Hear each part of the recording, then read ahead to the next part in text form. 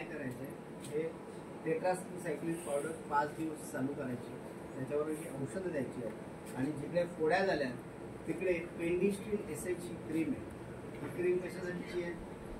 गाई म्हशींच्या सडाला जेव्हा प्रॉब्लेम होतात, सडामधून रक्त येतं किंवा सडात इन्फेक्शन झालंय, तेव्हा ही क्रीम सडात टाकली जाते,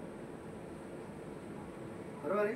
पण ही क्रीम जर तुम्ही देवीच्या फोड्या झालेल्या असतील पक्षाच्या, त्याच्या लावली तर 3ऱ्या दिवशी त्या फोड्या बऱ्या होतात. पेंडिस्ट्रीन एसएच, पेंडिस्ट्रीन एसएच क्रीम.